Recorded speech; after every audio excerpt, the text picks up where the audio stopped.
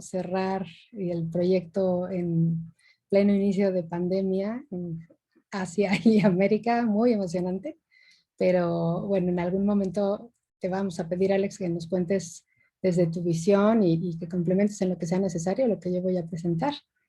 Y la idea es pues que ustedes se inspiren sobre el tipo de cosas que los diseñadores podemos lograr cuando nos enfocamos a temas como este, que es el de Puli.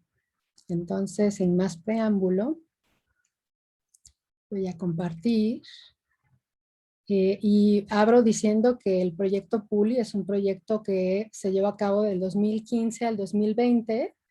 Se ha concluido ya por varias razones, entre otras, por obvio, la pandemia no nos dejó continuar este año, pero además es un proyecto que fue fondeado por el gobierno japonés en una iniciativa que se llama Reinventing Japan, que lo que hacía esta iniciativa era formar capital humano en áreas o zonas del mundo estratégicas para Japón, ¿no? Para su desarrollo. Entonces había varios países, depende de la, digamos, del brazo o del programa que se desprendía de esta iniciativa, que era una iniciativa marco, había colaboración con diferentes países y en este proyecto Puli la colaboración se llevó a cabo con varios países de América Latina, México entre ellos, pero también había algunas universidades de Panamá, algunas universidades de Guatemala, me parece que también hubo alguna de Costa Rica, y de México había varias universidades, ¿no? O sea, nosotros, la UNAM, la Universidad de Monterrey, la UP de Aguascalientes, del TEC había Campus Monterrey, Campus Ciudad de México, eh, y se me debe estar escapando alguna seguramente, pero bueno, así funcionó. Había varios clústeres de colaboración, llegaron a haber 7 clústeres. Nosotros, y con nosotros me refiero a Alex, a mí y al equipo mexicano de cada año, estuvimos en el clúster número 2. Campus Monterrey estaba en el clúster 1 y los otros clústeres atendían a diferentes universidades y diferentes temáticas. Entonces, el proyecto Puli en el clúster número 2 planteaba el proyecto New World by Hydrogen en un escenario en el 2030. Y en este clúster estábamos, por supuesto, Chive University, Campus Ciudad de México, del Tecnológico de Monterrey, y el posgrado en diseño industrial, más el último año se unió el Centro de Investigaciones de Diseño Industrial de la UNAM. Entonces era muy interesante porque la colaboración era a diferentes niveles. No solo los estudiantes, también los profesores estábamos involucrados y una cosa curiosa en el último año, en la última edición, es que como alumno del posgrado iba un profesor de licenciatura del TEC de Monterrey, ¿no? Entonces, Juan Ramos, que es profesor de Campus Ciudad de México, de diseño y de dibujo y de otras materias, al estar haciendo su maestría fue seleccionado por el posgrado para representar a la UNAM, ¿no? Entonces, la verdad es que es un proyecto que da oportunidad a eso, ¿no? Da oportunidad a que tanto alumnos como profesores colaboren en diferentes roles y eso siempre pues tiene unas ventajas muy interesantes. Pero más allá de la colaboración entre universidades, el proyecto es una colaboración entre personas. La oportunidad que tienen los chicos al involucrarse hace que se hagan estos nexos, ¿no? Y estas son 2 de mis fotos favoritas. Los participantes que ven ustedes en la imagen estuvieron en el año 2018. Voy a hablar de algunos de los proyectos, imposible meter todas las ediciones, 5 años de ediciones en una sola presentación, pero voy a tratar de abarcar lo más posible en este proyecto y hablar de lo que llevamos a cabo en todas estas ediciones, ¿no? Pero esto es importante, ¿no? Que ustedes sepan que si bien la tecnología de repente suena desde el diseño como algo lejano y frío, pues imposible entenderla o concebirla como algo lejano y frío cuando quienes la estamos desarrollando somos de sangre caliente, ¿no? Somos personas que tenemos gustos, preferencias, filias, fobias, y estas las vaciamos en nuestros intereses y en nuestras preocupaciones. Y esto es lo que se logró en el proyecto Puli a lo largo de todos esos años que estuvimos trabajando. La dinámica era bien padre porque incluía desde eso, ¿no? O sea, desde jugar y divertirse hasta hacer nexos, llevar a los chicos a lugares emblemáticos, y era un poco vivir nuestra propia cultura desde sus ojos. Siempre recibíamos primero a los japoneses y luego íbamos los mexicanos a Tokio, a Chiba, a colaborar en el proyecto, y la idea era un poco entender cuáles eran estos dos contextos. Me quiero detener aquí un poquito para que Alex, si te parece bien, nos cuentes cómo lo viviste tú, qué recuerdas, qué fue lo más relevante de esta oportunidad de mostrarles tu país a estudiantes extranjeros. Claro, bueno, estas fotos fueron durante toda la estancia en México, desde el primer día que llegaron, que es la foto abajo a la izquierda, hasta el último día que estuvieron aquí, que es la superior izquierda. Y durante esa semana, si bien trabajamos tanto en el TEC como en la UNAM, en las tardes era más allá para poder convivir y conocernos y aprender un poco sobre las culturas de cada uno de nuestros países. Por ejemplo, el día que fuimos a Xochimilco, nuestros compañeros japoneses estaban fascinados con el transporte o el folclore que había alrededor de este recorrido. Y también fue una gran oportunidad para practicar, digamos, de una manera informal el inglés o el convivir, o sea, no nada más para presentar o para dar una exposición, sino para poder llegar a conocer a las personas más allá de nada más un trabajo o una clase. Muy bien. Eso que cuenta Alex es relevante, sobre todo porque de repente algo que tal vez impone un poquito a algunos es cómo lo va a hacer para comunicarme, ¿no? Y sí, eso es un tema. Ayuda muchísimo el enfrentarse a esas experiencias. Y la verdad es que no es una preocupación que no venga al caso, es difícil, ¿no? O sea, a mí la verdad me costó varios años de entrenamiento llegar a entender el acento japonés. Hoy día lo entiendo muy bien y estoy hablando en inglés, ¿no? O sea, hoy día puedo entender, pero sí me acuerdo la primera vez que llegaron en el 2015 fue súper complicado entender, ¿no? Porque cosas como que la R no suena igual, y entonces te cambia el vocabulario por completo.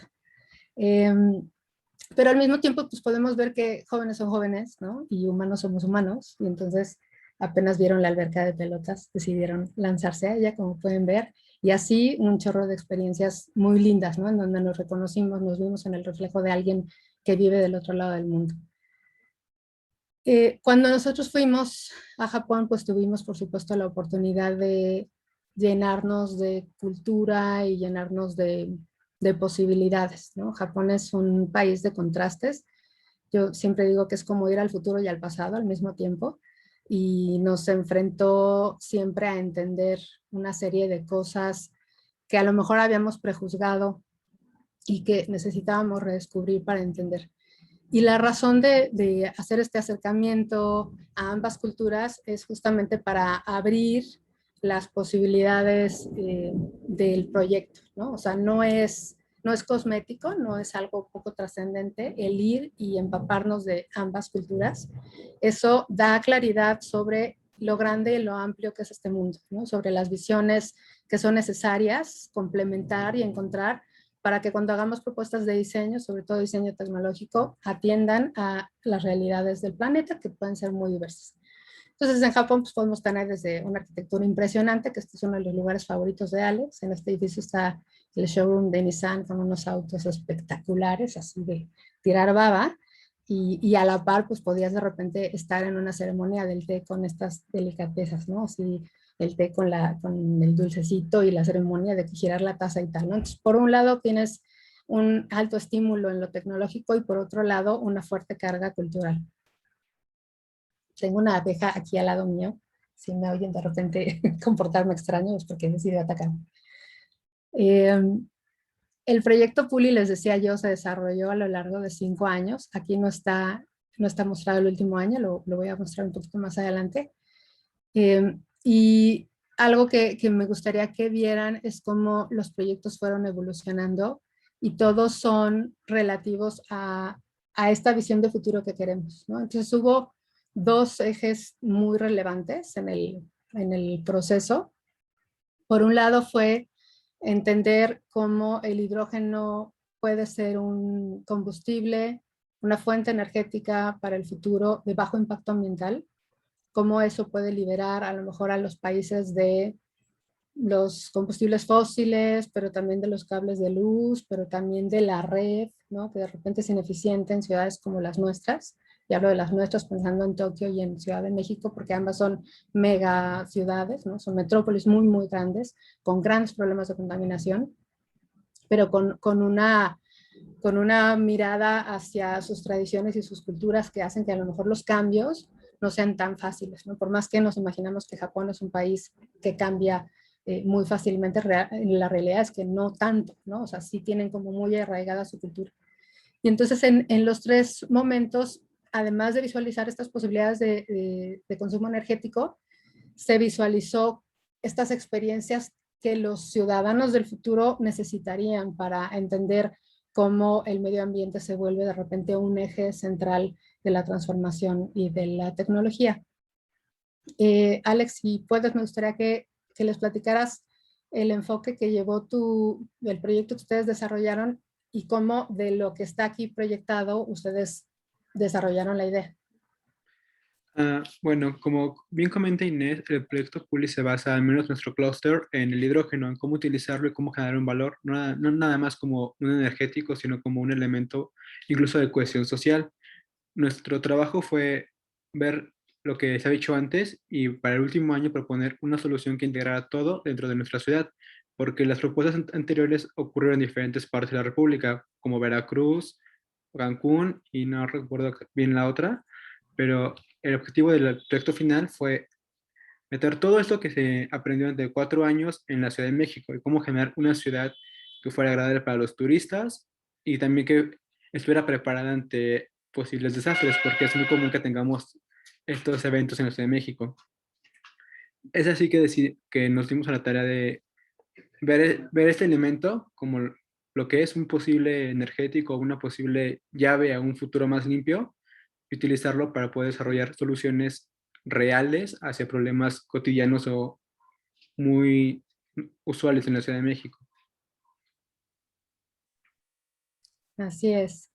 Eh, Decía Alex que el enfoque estaba en la ciudad. Efectivamente, tomamos en algún momento la Ciudad de México como eje.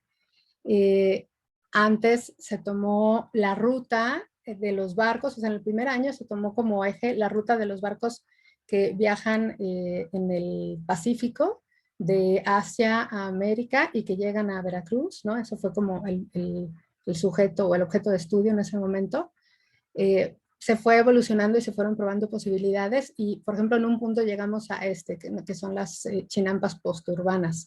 Y ese fue una posibilidad dentro de muchas, ¿no? Fuimos un poco como haciendo una exploración de qué podía ser lo más relevante y, como bien decía Alex, a veces nos fuimos hacia zonas urbanas, a veces hacia zonas turísticas, dependiendo del tema que nos fijaban cada año, ¿no? Entonces había años en donde el ecoturismo fue el tema principal y había años en donde, por ejemplo, en el que estuvo Alex, que nos centramos en ecoturismo en la Ciudad de México, entendiendo que era una actividad, o sea, había que proponer actividades no como las que conocemos hoy día de ecoturismo, que siempre las ubicamos en las playas, sino más bien cómo generar alternativas turísticas dentro de la ciudad. Por su parte, en el contexto de Japón, observamos la área de Tokio que se llama Sumida. Sumida es el nombre de un río, que está aquí marcado, que atraviesa toda esta zona. Y es una zona de muchos contrastes porque es por un lado, justo es una demostración de esto que yo te decía, ¿no? Que es como una ventana al pasado y al futuro al mismo tiempo.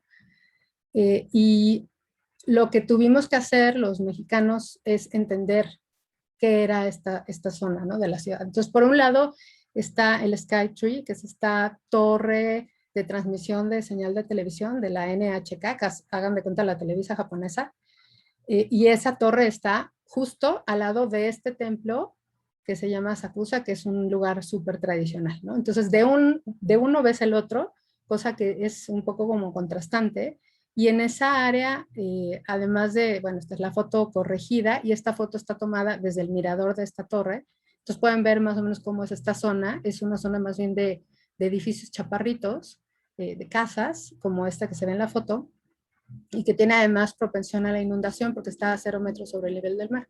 cuando hay un evento climatológico, pues el río crece y inunda la zona y eso ha deteriorado mucho las casas que están ahí, que son tradicionales, son de estructura de madera y los tatamis, ya saben, a veces muros de papel y tal, ¿no? Entonces, pues es complicado mantenerla y eso ha hecho pues, que se abandone de repente.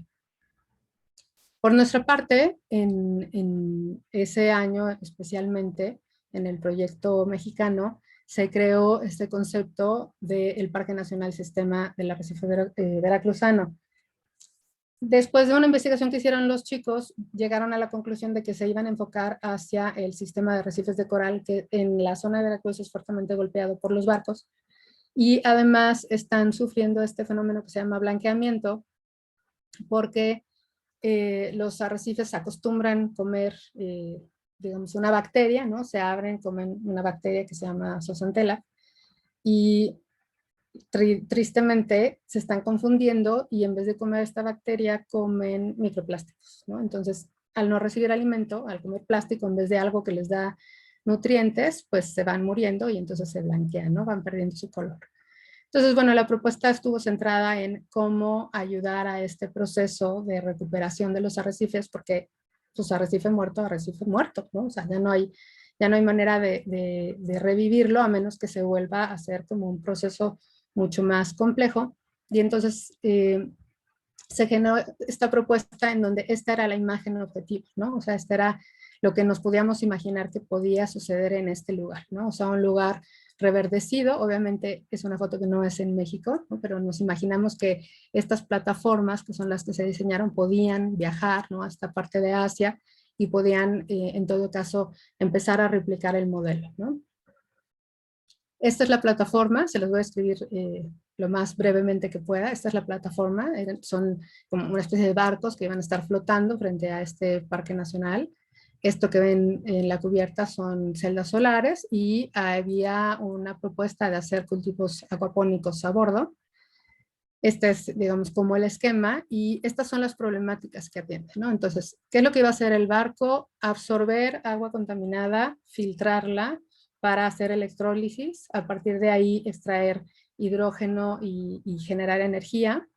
El agua, el proceso genera vapor de agua, que es puro, obviamente, y ese vapor se va a almacenar en tanques, es agua destilada, ¿no? Y electropura, y se iba a almacenar para los cultivos acuapónicos y para las granjas de coral.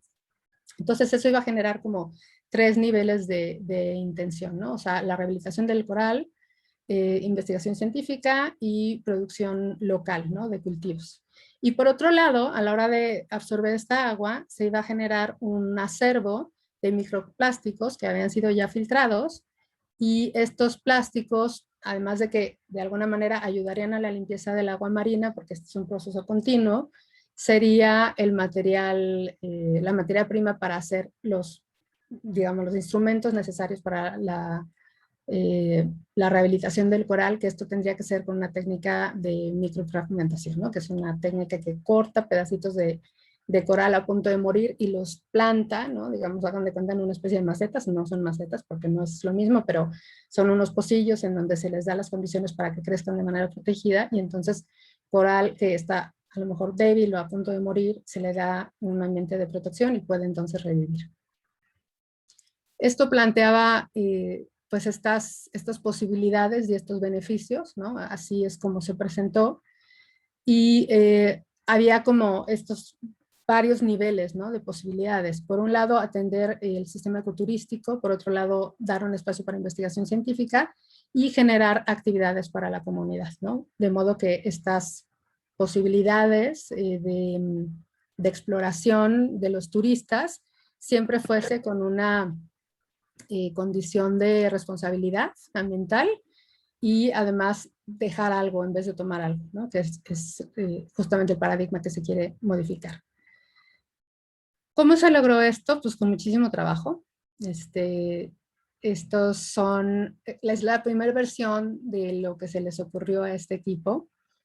Esta es una versión del H21 que es de la tecnología que desarrolla Toshiba para hacer el almacenamiento del hidrógeno en grandes ciudades. Por ejemplo, el aeropuerto de Tokio tiene estos módulos Entonces, bueno, hicieron una reinterpretación y aquí pues volamos un poco, ¿no? Sobre posibilidades y los chicos propusieron este vehículo que se carga con hidrógeno y esta es una especie de dron que tenía carga de hidrógeno comprimido de tal manera que había como pellets sólidos, se puede comprimir y se genera en estado líquido, entonces la idea era un poco como coquetear con esta idea de si lo comprimimos más puede llegar a sólido, y esto se presentó en una entrega de medio término. Lo que ven aquí son las maquetas que generó esta generación, y esto, digamos, que ven aquí es la Chinampa urbana, que fue como la primera versión de lo que ya les acabo de mostrar, ¿no? Que era esta mega plataforma. Entonces, pues, ¿qué es lo que pasa y por qué les enseño estos dos momentos? Pues porque de repente no es tan fácil ver de dónde agarro un proyecto como este, ¿no? O sea, ¿cómo le hago para entender el hidrógeno si en mi país pues no hay esta tecnología y me están hablando de algo que nunca he visto con mis propios ojos, ¿no? Entonces, de repente se siente como que estamos dando bandazos, ¿no? Y tal vez se siente a veces como palos de ciego, pero la verdad es que es parte de este proceso de romper estos sesgos o estas ataduras mentales que tenemos todos cuando nos enfrentamos a imaginar el futuro. Me gustaría, Alex, si te parece bien, que nos cuentes a qué se enfrentaron ustedes, cómo fue este proceso de liderarse un poquito. Ah, bueno, en nuestro caso, creo que nuestro reto más grande fue poder encontrar una solución para poder conciliar desastres naturales y ecoturismo, porque no son temas que se vean como que muy relacionados o que tengan algo que ver, pero una vez que logramos como que ver qué aspectos son los importantes a rescatar en cada tema, el poder relacionarlos fue un poco más sencillo y también en nuestro caso decidimos separar nuestro proyecto diferente en varias etapas, desde la obtención, el uso y digamos como que después el postprocesamiento de la materia, para tener un ciclo y en ese ciclo poder obtener el material o la energía, aprovecharla y después de que se termine de ocupar, cómo regresar al ambiente de forma segura. Esa fue como que la parte en la que nos pudimos concentrar un poco más. Muy bien, muchas gracias.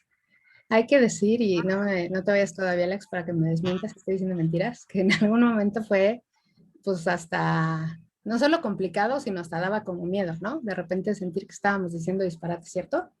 Sí, un poco. ¿Y cómo lo solventaron o qué hicimos? Cuéntales. Primero que nada fue mucha investigación, o sea, de que es un tema que no has visto antes o que no tienes como que un background, así que investigar de teoría, ver qué es, para qué sirve, cómo funciona, y a partir de que tienes como que una asesoría puedes imaginar o soltar tu mente a ver, ok, entiendo el principio teórico, ya puedo saber como que sí, que no, es válido. Exacto. Y eso pasó cada vez, ¿no? O sea, sí había un punto en donde los participantes decían, Inés, estás loca, ¿cómo crees que vamos a inventar algo que huele? Si no, eso no existe. Pues no, no existe, por eso lo vamos a inventar, justamente. Entonces, sí, investigar muchísimo, pero también un poco como soltar el cuerpito, ¿no? O sea, dejarse llevar, avanzar lo necesario para poder ir dándole forma a estas propuestas. Entonces, lo que estoy mostrando aquí es justamente ese proceso de soltar el cuerpito en Chiva. Cuéntales, Alex, ¿qué hicimos ahí? Bueno, los primeros 2 días fue más que nada maquetar, o sea, de que estuvimos desde las 8 de la mañana hasta las 2 de la mañana, 1:30 más o menos, hasta que cerraban los últimos trenes, trabajando en las primeras maquetas o prototipos o viendo cómo relacionar todos los proyectos, porque si bien éramos 3 equipos, era una sola meta, o sea, representar el equipo, digamos, que del hidrógeno. Cómo conciliar lo que Ciudad de México pensaba contra lo que pensaba Japón o la UNAM y cómo no hacer menos a la propuesta del compañero, o sea, cómo poder trabajar juntos. Eso fue como que lo más importante. Exacto. Y está esta foto, que es la foto del dormitorio, en el que normalmente se hospedan los estudiantes, no el equipo de Alex, porque la generación anterior les dijo que era como Chernobyl, y entonces que no se quedaron ahí, que hace muchísimo frío. Y entonces lo que hicieron es que pues compartieron incluso el alojamiento, ¿no? Como de manera mucho más cercana. Entonces eso ayudó sin duda, y supongo que estoy diciendo lo correcto, a que no solo homologaran la parte académica, sino también la parte social, ¿no? O de relaciones. O sea, llegaron a tener un nivel de confianza entre los chicos que no habíamos visto los profesores, como con esa generación, con la de Alex en particular, que es la que está aquí. Lo que demuestra, pues que bueno, uno, sí, los seres humanos queremos el contacto, y dos, que eso es una capa de valor que trasciende el objetivo académico y que además pues, les va a durar toda la vida, ¿cierto, Alex? ¿Te sigues Sí, mensajeando y contactando con ellos? justo a día de hoy sigo hablando con mis amigos de Japón, o sea, tal vez no diario, pero una vez al mes o dos, como de, oye, ¿cómo estás? ¿Qué estás haciendo? ¿Cómo van tus clases? Ya me enteré que todos ellos ya pasaron la maestría. Exacto, ellos son, bueno, eran alumnos de más, a lo mejor más cercanos a terminar la carrera. No es el caso, en el caso de Luis Daniel y Vale también terminaron. Y el modelo japonés, de alguna manera, como que empuja, ¿no? Directamente al posgrado. Eh, y bueno, a lo mejor ahora es momento de decir, ¿no? Que también lo que se consigue son ese gusanito, ¿cierto? De ahora quiero el posgrado. Sí, no solamente el posgrado, de hecho, a partir de que tuve la oportunidad de estar en este proyecto, los siguientes semestres, o sea, el semestre pasado, bueno, el semestre de enero y de agosto, tuve la oportunidad de aplicar lo que aprendí en este proyecto en otros concursos, lo cual me llevó a ganar algunos premios y otros a estar casi a punto de ganar, y también a salir muy bien en mi concentración o especialización, porque a partir de este semestre pude entender un poco mejor la tecnología y otros temas que al día de hoy me siguen siendo muy útiles. Así es. Eh, este es el ambiente, o sea, pueden ver y pasé muy rápido para que no me critiquen las escenas de dormidos. Pasé muy rápido las escenas de trabajando hasta las 3 de la mañana, eso que decía Alex de las 8 de la mañana hasta las 2, 3 o 4, no es mentira, ¿no? O sea, nos llegó a pasar que nos cerraban la universidad, entonces nos teníamos que saltar la barda para poder salir de la universidad y llegar a dormir. Afortunadamente de eso no hay fotos ni video, pero sobre todo porque esta imagen resume lo que era importante para nosotros, ¿no? O sea, llevar al TEC a un lugar en donde representáramos con mucho orgullo lo que estábamos haciendo. Y eso fue algo que y lo vimos una y otra vez. La formación que reciben los estudiantes del TEC no le pide nada a la que reciben los estudiantes de Chiba University y de otras universidades. O sea, la verdad es que el nivel de los chicos siempre fue muy bueno, entre otras cosas porque están acostumbrados a ese nivel de trabajo, ¿no? O sea, no les sorprende que tengamos que trabajar en la madrugada si no hemos acabado, ¿no? O sea, eso es algo que hacen muy bien y que además, no diré lo hacen de buenas, porque no es cierto, pero saben que es necesario, ¿no? Ciertamente hay otras universidades que tienen esa misma disciplina, pero siempre pues a mí la verdad me llenaba de orgullo verlos en acción, ¿no? O sea, habilidades, por ejemplo, de presentación que los estudiantes japoneses no tenían, siempre se mostraba como un nivel diferente al inicio y de alguna manera con esta colaboración lo que se hacía es que, así como Alex aprendió de tecnología, los chicos de Chiba University aprendían sobre presentación y los chicos de la UNAM aprendían sobre a lo mejor postura, ¿no? Frente a una audiencia, que son cosas que pues cada universidad tiene ya como muy desarrolladas y que gracias a estos proyectos colaborativos de alguna manera se pueden aprender, ¿no? Unos de otros. Sin duda es un proceso de crecimiento para todos, ¿no? No podríamos decir que solo para unos. A la par, y esto justamente nos lleva a esto, ¿no? Tratamos siempre de tener como la mayor cantidad de experiencias, ¿no? Y la mayor cantidad de riqueza en lo que viven, ¿no? Entonces, estos son como tomados de varios momentos, desde que te encuentras que en Kamakura está este anuncio, ¿no? De prohibido cazar Pokémones aquí, que eso es siempre como un poco impresionante cómo se mezclan las cosas, hasta expresiones de arte como esta, ¿no? En el Murray Building, la exposición del colectivo Team Lab, se llama Borderless, que es de las cosas más hermosas que alguien puede ver, yo creo, en la vida. Y cosas como de repente eventos de simulaciones, ¿no? De todo tipo, en este caso era un auto, eso es en el showroom de Nissan, en este edificio que les enseñaba al inicio.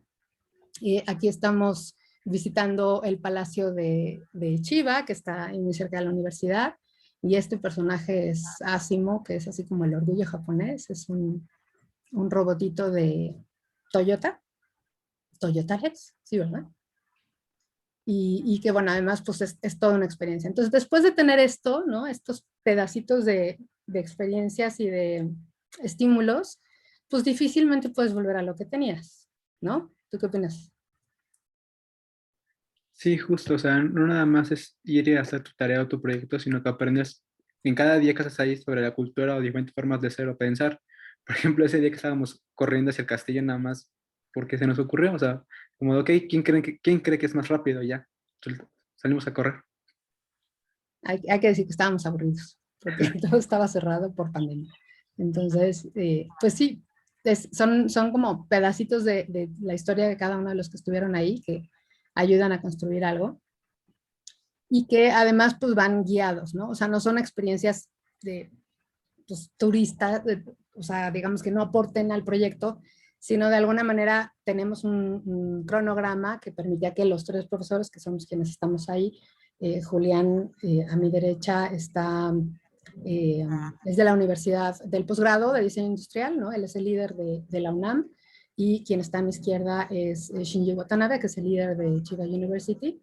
Los tres estábamos constantemente trabajando con ellos, o sea, si decimos hasta las 3 de la mañana, incluidos nosotros. Shinji Watanabe no, porque él tenía que llegar a dormir a su casa, entonces, pues bueno, Julián y yo teníamos cierta libertad y podíamos hacerlo, pero del lado derecho, por ejemplo, está Doménica, de una generación anterior a Alex, en la Expo Energía, conociendo de primera mano, por un lado, el tamaño de la industria del hidrógeno, o sea, es una exposición enorme, toda dedicada a hidrógeno, o sea, desde tubos, celdas de combustible, vehículos, ¿no? Autos, pero también bicicletas, pero trailers.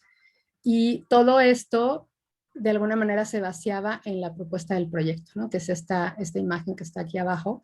Ahí estamos a punto de presentar, ya estaban listas las maquetas, ya estábamos afinando, pero si te pregunto, Alex, ¿cuántas veces presentaron y recibieron correcciones? ¿Qué dirías? Estábamos 2 veces al día, o sea, desde que cuando llegábamos para ver cómo estaba el trabajo del día anterior y antes de irnos para ver cómo estaba el trabajo que hicimos durante ese día. Serán 2 veces todos los días. iteraciones. Exacto, iteraciones así de una tras otra, ya al final cambiando comas, cambiando pronunciación, ¿no? O sea, dijiste, ¿cuál era la tuya? Vehicle. Había así vicios de palabras que de repente había que corregir y entonces teníamos la oportunidad como de enfocarnos así muy puntualmente en ciertas cosas para ayudarles a los chicos y pues que lo hicieran muy bien en la presentación. Que la presentación era nada más y nada menos en la Embajada de México. Y en este caso, pues frente a la embajadora, que es esta mujer que está aquí. Entonces, no era poca cosa para nosotros como mexicanos el ir a una embajada en un país como Japón y presentar ahí, pues evidentemente es una experiencia de vida, ¿no? O sea, más allá del papel que te dan, que te sirve para el currículum, lo que te da el pararte ahí frente a una audiencia de expertos sobre un tema y hablar sobre tu vida, pues bueno, es algo que te deja muchísimo. ¿Qué te dejó a ti, Alex? Para empezar, grandes amigos que hasta el día de hoy, digo, sigo en contacto con ellos y me da gusto saber de ellos.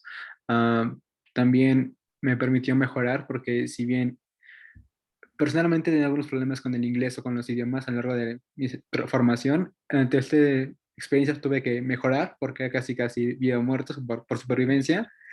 Eso también te ayuda a crecer el tener que hacerlo más allá de que porque es una calificación, sino porque es necesario, te das cuenta de que sí.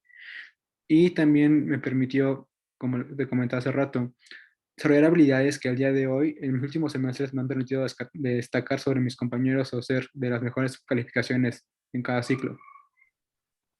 Exacto. Todo eso, y la verdad es que sí, o sea, el proyecto lo empezamos en noviembre, ¿no? De ahí empezamos a trabajar y lo terminamos los primeros días de marzo, la primera semana de marzo. O sea, en ese periodo cortito, o sea, yo vi especialmente a Alex, a todos, pero porque Alex está aquí, lo puedo decir, o sea, lo vi crecer a pasos agigantados, ¿no? O sea, de ninguna manera era el mismo que empezó al mismo que terminó, mejorando cosas muy puntuales, pero además en confianza, ¿no? O sea, en entender que sí que tiene la capacidad de hacerlo y en querer lanzarse cada vez por más. Eh, ¿Qué nos dejó? Pues bueno, nos dejó de repente algunas posibilidades de recibir la charla de Shinji Watanabe, que algunos de los que están conectados aquí, Mariana, por ejemplo, y Majo, estuvieron presentes en esa charla.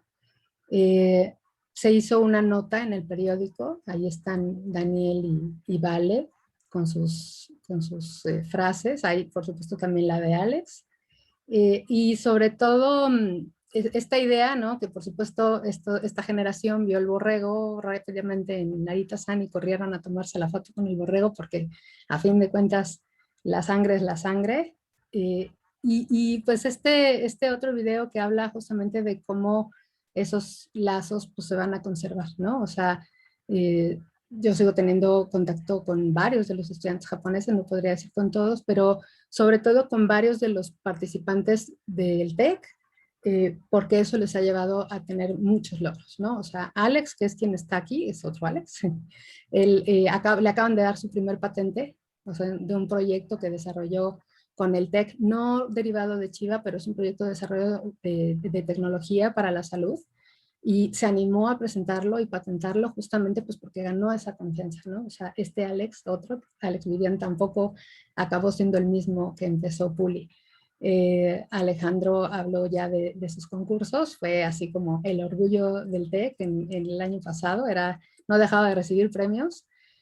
Sofía López, que por cierto, Vero, por eso me confundí con tu nombre, porque es Sofía López Sendejas, su mamá se llama Vero Sendejas y pensé que había entrado a ver un poco como de ese proyecto. Ella es alumna de la primera generación de Puli y ella le ofrecieron una beca para estudiar la maestría en Chiba University y después participó en un internship en Hitachi y ahora trabaja en diseño de servicios para Hitachi en las oficinas de Tokio. Y la verdad es que es una chava súper exitosa y tiene 26 años, ¿no? O sea, de esos casos de éxito. Y así podría seguir hablando de unos y otros, menciona los que tengo aquí enfrente, pero la verdad es que todos aprovecharon muchísimo. ¿Y de dónde salió eso? Pues nada más de decir, yo quiero estar ahí, o sea, yo quiero ver qué hacen ahí, qué hacen en Puli, y me quiero animar a ver cómo la tecnología le puede dar la vuelta a los problemas que tenemos que enfrentar nosotros. Esto que están viendo aquí es una captura de la página, ahora les pongo la dirección en el chat por si la quieren echar un ojo a más profundidad y ver todos los proyectos y todos los participantes y demás. Con eso cerraría mi parte y pues me quedo para responder las preguntas. Muchísimas gracias Inés y Alejandro por compartirnos su experiencia en Puli. La verdad es que hasta se antoja uno como profesor estar ahí y aprender de todo. Muchas gracias por compartirnos. Invito a todas y a todos a que les pregunten cosas a Alex y a Inés en el chat. Ya Inés compartió en el chat el link para que lo revisen. Y por aquí tenemos unas preguntas de Juliana, pero no sé si alguien más se quiere animar. Igual voy compartiéndoles estas y quien se anime nos las van contestando. Y bueno, la primera es, ¿cuál es el reto más grande en cuanto al choque cultural que existe al trabajar en este tipo de equipos multidisciplinarios? Y me gustaría que Inés nos conteste desde su lado como profesora y que también Alex nos cuente como estudiante cuál sería como lo que más le costó trabajo en este sentido. Alex, primero tú. Bueno, más allá de que choque, creo que no hay ninguno, porque a pesar de que somos de países diferentes, vivimos en un mundo globalizado y básicamente lo que yo hago en un día normal es lo que haría mi compañero en Japón. O sea, no hay ninguna diferencia en cómo nos comportamos o cómo nos relacionamos. Sí hay algunos aspectos que son como que muy específicos de cada cultura. Por ejemplo, cuando llegaron a México, cuando llegamos a Airbnb, se impactaron por el dueño de la casa, porque tenían una casa entera para ellos solos y fue como que algo que los emocionó demasiado. Y en cambio, cuando nosotros llegamos a Japón, cuando llegamos luego dijeron, aquí sin zapatos, o sea, de que te quites en la entrada y no puedes entrar con zapatos. O sea, esas pequeñas cosas, la relación fue muy normal y natural, no hubo ningún problema de ningún lado. ¿Y ya te quedaste con ese hábito, Alex, de quitarte los zapatos al entrar o no? No, aquí no. Yo estoy a nada, solo porque no comenzó mi familia, pero sí, es un buen hábito. Yo sí te puedo contar de un choque súper importante y que es obvio que Alex no lo sintió y no lo vivió por su género, perdón querido, ahí sí la diferencia es grande, son súper machistas los japoneses. Y nosotros que venimos de una historia de nos vamos a defender, no pelearte con todos es bien difícil. O sea, les puedo decir que el profesor Watanabe, que es lo conozco desde hace años. La primera vez que yo llegué a Japón, o sea, lo había yo recibido en el TEC, le había dado un regalo, habíamos tenido una comida, ¿no? Yo lo había tratado pues como invitado especial. Nos lo encontramos en la universidad, nos vio de frente y se dio la media vuelta y se fue. No nos saludó. Entonces eso sí fue así de, ¿what? ¿Cómo? ¿Por qué? Oye, soy yo, ¿no me reconociste? Entonces, eso es la verdad súper impactante, ¿no? O sea, allá las mujeres no caminan adelante que los hombres, adelante de los hombres. Entonces, a mí se me olvidaba, yo siempre iba adelante y corría, ¿no? Para ponerse enfrente de mí. Y la verdad es que, pues, algo que bien pudiera ser como un motivo de ofensa o de enojo, en el camino, pues lo tienes que dejar pasar, ¿no? O sea, porque esa es otra cultura. Y con ellos no te estás peleando, con ellos estás colaborando. Entonces, sí, la verdad es que fue, en mi caso, como un esfuerzo de, ya saben, de crecimiento espiritual. Y sobre todo entender que es un tema, o sea, que no es personal, ¿no? Que no tiene que ser mi batalla en todos lados. Sin embargo, a Sophie sí le tocó, ¿no? O sea, ella sí que estaba estudiando ahí la maestría y sí que vivía todos los días ese tema. Cuando le ofrecieron el trabajo en Hitachi lo dudó un chorro, ¿no? O sea, yo ahí me la tuve que trabajar, ¿no? En algún momento le dije, ya, stop whining, porque estaba así a punto de regresarse a México y yo le decía, Sophie, es que eso te va a pasar aquí en Alemania o en México, porque es un momento de transición, entonces mejor asúmelo, aprende de la experiencia y haz el cambio que tú puedas lograr, pero no te niegues una super oportunidad por eso. Creo que se lo resumo. ¿Te suena algo de eso, Alex, o tú no lo viviste? Ahora que Inés lo cuenta, ¿te hace sentido o tú no lo sentiste para nada? Como yo solo comía con mis compañeros o con mis, digamos, amigos, el ambiente nunca fue marcado hacia ese tipo de actitudes ni nada. O sea, te digo, fue algo muy natural convivir con ellos. Sí, es menos visible en los jóvenes. Los jóvenes. Ajá, afortunadamente. Exactamente, algo bueno está pasando entonces. Sí. Tenemos otra pregunta también de Tonix, y le gustaría saber cómo fue su proceso de investigación de materiales y cómo selecciona las mejores opciones para los proyectos. ¿Cómo abordaron desde toda esta parte tecnológica? ¿Cómo fue que lograron hacer estos objetos que volaran? ¿Quiénes les pedía? Creo Ah, que aquí voy a un poco contar el proceso de conceptualización, que fue como lo que nos dio pauta a generar todo lo demás, especialmente en el proyecto de Alex. Veníamos de este tema y de los conceptos generados previamente, y para este equipo se empezó a configurar como algo relevante un concepto que apelara a la colectividad, ¿no? Entonces, después de una buena cantidad de horas y de días y semanas dedicadas a cómo generamos un concepto que hable de la colectividad en el futuro, Vale, que es muy buena para investigar, encontró el concepto de swarm, que como enjambre, y encontró que era un comportamiento asignado a sistemas inteligentes en donde cualquier cosa que uno hiciera afectaba a los demás, ¿no? De alguna manera. Entonces, eso nos dio, pues ya, o sea, como una línea muy clara de cómo íbamos a traducir cada uno de esos elementos. Y ahora, Alex, a lo mejor tú puedes contar en qué derivó ese concepto de enjambre. Nuestro concepto de swarm consistía en tener diferentes organismos, casi como en un panel o con una colmena de abejas.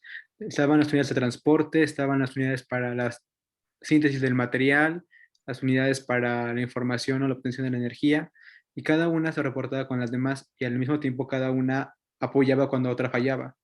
Era como, yo te atrapo si te caes o cualquier cosa. Es como de llevar un ejemplo de la naturaleza hacia sistemas operativos.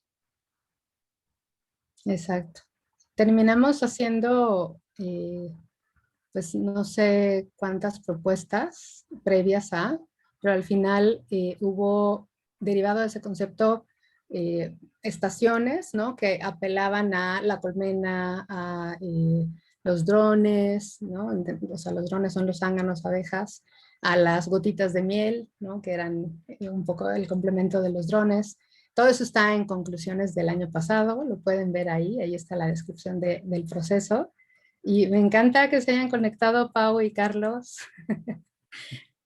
Aparezcan. ¿Les puedes abrir el micro a Carlos Oje y Paulina Méndez? Ya están activos. Ya todos. Ajá, creo que ya todos pueden. Hola. Hola. Ay, estaba lista, pero Está súper interesante cómo evolucionaron el proyecto y más interesante aún cómo durante todas las generaciones Puli ha ido evolucionando todo el proyecto. Pau y Muy Carlos feliz de participar. estuvieron en la generación 2018, 19, 19. 19. Y bueno, ya graduados, ya son licenciados muy serios ellos, que no prenden su cámara porque no nos dejan saludarlos.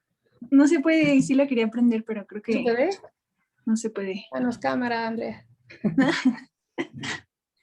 Y justo les acabo de mandar el disclaimer de el video que puse, se los voy a enseñar para que vean que tampoco fue grave, y para que se rían un rato de acordarse. Creo que ya debes poder, Pau. Muchas gracias. A ver, inténtenlo, Pau y Carlos. ¿Listos? Ya ni me acuerdo, a ver. No. Ese fue Carlos. El que no sale es Carlos. Pues me Él hubieras lo dicho, tomó. yo tenía fotos de Carlos dormido también. Ahora, rólalas.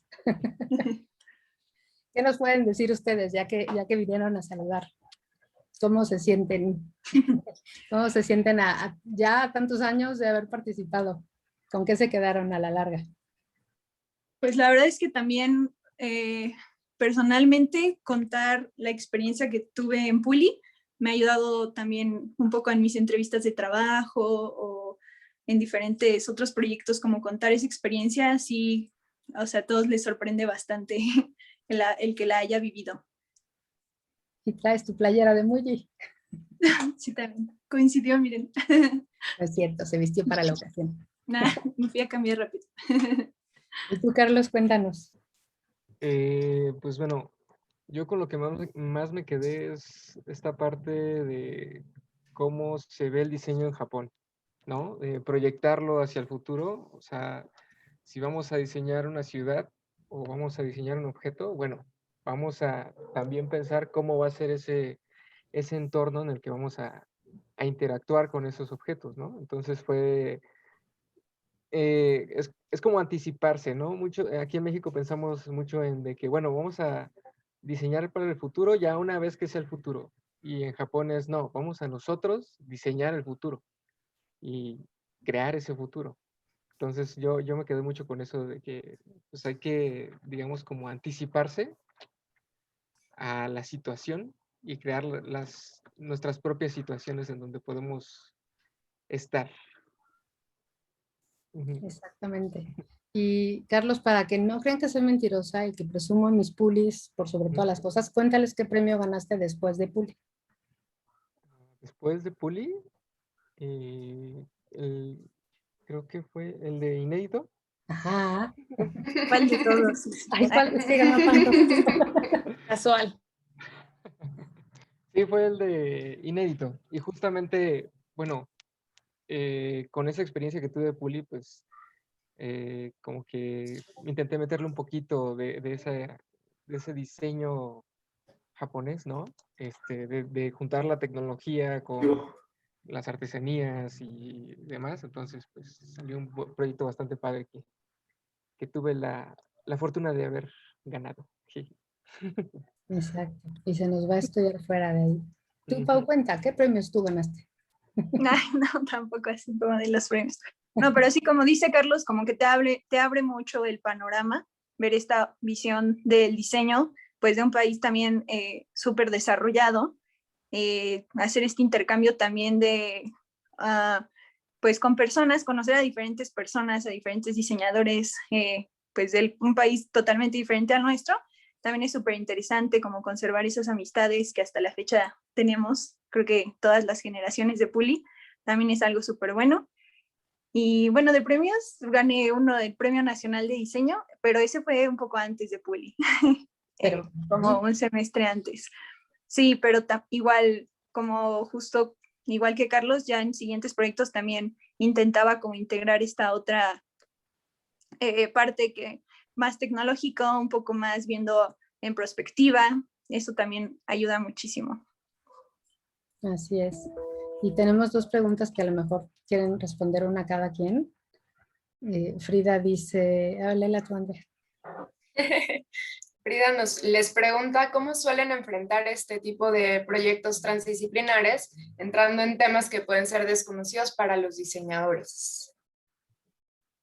¿Quién se anima?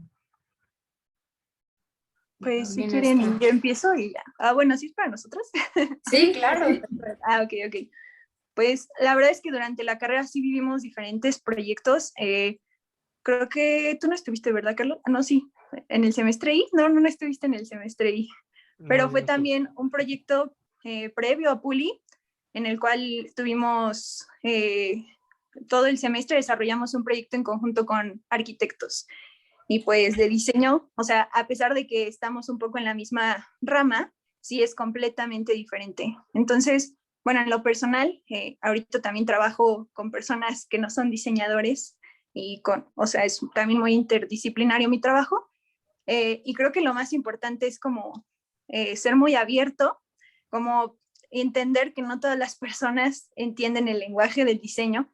Entonces, saber cómo vas a comunicar tus ideas a personas no diseñadoras también es como algo muy importante. Sí, el ser muy abierto y también ser muy curioso, así como por qué la otra persona no está entendiendo lo que le quiero transmitir o cómo yo puedo entender más esa otra disciplina, buscar, leer. No sé, yo soy mucho de ver muchos videos en YouTube o documentales de otras cosas. Entonces, como el informarte y estar muy abierto, creo que es siempre algo clave para hacer este tipo de proyectos. Gracias, Paula. ¿Y Gracias, la otra? Pablo. La última de Mónica Andrea. Se las leo. ¿Cuál fue uno de los más grandes obstáculos durante el proceso de ideación? Vas, Charlie. Ok. Bueno, en Puli, digamos que para nosotros sí era muy difícil sacar ideas porque eh, sentíamos que nos la volábamos mucho, pero en realidad no lo estábamos haciendo. Eh, teníamos esta idea de crear un camión que se sumergía, que iba por toda la bahía de Cancún y de repente se sumergía en el mar y llegaba hasta la isla. Y un día en Japón, así dando vueltas, caminando, encontramos exactamente esa idea. Y para turistas, entonces nosotros fue como de, ok, entonces necesitamos ver todavía mucho más allá, ¿no? No solamente como que lo que se nos ocurre. Entonces sí fue nuevamente esto de pensar, ok, pero en el futuro entonces, ¿cómo va a ser este turismo? ¿No? Entonces ahí es donde empiezan los verdaderos retos, de que tú tienes que crear ese mundo para el que estás diseñando. Entonces ese fue como un obstáculo grande. Y la comunicación en cómo con los chicos japoneses y con el profesor de Japón, era así como de que yo te quiero explicar esto y no te entendían y bueno, era todo un rollo ahí. Interesante. Y David Don Juan nos está preguntando algo. Vamos a leer esta última pregunta. A David le interesaría saber si han encontrado obstáculos en cuanto a diseño ahora que regresaron a México. Bueno, en toda esta etapa nueva ahora en México después, si han encontrado obstáculos en cuanto a diseño. Mm, yo creo que sí, sobre todo por esta parte de que el diseño en México no se ve como una herramienta que pueda hacer cambios muy fuertes, por ejemplo, en tecnología, en innovación, en esto. Sí hay muchos, digamos, proyectos que se encargan, pero en realidad el diseño aquí en México todavía está como que muy bebé, o no sé, algo así, ¿no? Como que todavía no se da esa visión de que el diseño realmente puede, conjunto con otras carreras, puedes llegar a tener un impacto realmente fuerte. Entonces, no es solamente como todos los ingenieros los ven, ¿no? O de repente que nada más hacemos sillas bonitas o cosas así. No, o sea, no, si yo te diseño un espacio, no solamente para que se vea bien, sino para que te funcione, para que las actividades que vas a realizar ahí las realices de forma eficiente, para que el tiempo que vas a estar en ese espacio, pues, no sea como otro obstáculo y que nada más, se ve bien porque se ve bien. o algo así. No sé si me di a entender. Yo creo que sí, es el reto al que nos enfrentamos todos los diseñadores en la actualidad, Exactamente. Carlos, Pero a promover realmente, la importancia. ajá, pero realmente cuando ya trabajas en un grupo multidisciplinario, con ingenieros, con arquitectos, y realmente la gente se da cuenta del valor que un diseñador puede dar. Es como de que, oye, eso no lo habíamos pensado así. ¿Cómo llegaste a esa conclusión? Pues soy Soy diseñador, ¿no? diseñador. Obvio. Exacto. Me Pau, encantó ¿quieres verlos aportar vivirlo. algo más? Pues no, nada más que fue el que se hayan conectado ahorita así de vengan rápido, habla de que esa experiencia siempre es linda de recordar. Y mi consejo para todos y todas los chicos que están aquí conectados con a lo mejor un poquito de gusanito e interés en la tecnología es no le tengan miedo. No es algo fácil entrarle a este tema viniendo de diseño, pero tampoco es viniendo de ingeniería y tampoco es viniendo de cualquier otra disciplina. El futuro es difícil de imaginar, pero lo bueno es que estamos en el lugar temporal en donde lo podemos empezar a crear desde cero. Entonces, anímense a pensar, a volársela, como dice Carlos, y se van a encontrar siempre con sorpresas muy gratas. Pues muchas gracias, Inés, Alex, Pau y Carlos. Muchas gracias por compartirnos su experiencia. Estoy segura que despertaron ahí intereses en los estudiantes. Y nos vemos en la siguiente edición el próximo jueves para seguir ahí motivándolas y motivándolos a que abran los ojos y encontrar este discurso del diseño que tanta falta hace, Carlos. Muchas gracias a todos y nos vemos el próximo jueves. Los quiero, mis pulis. Adiós, hasta luego. Bye. Adiós, Leti. Ahí, Inés. Chao. Gracias, bye.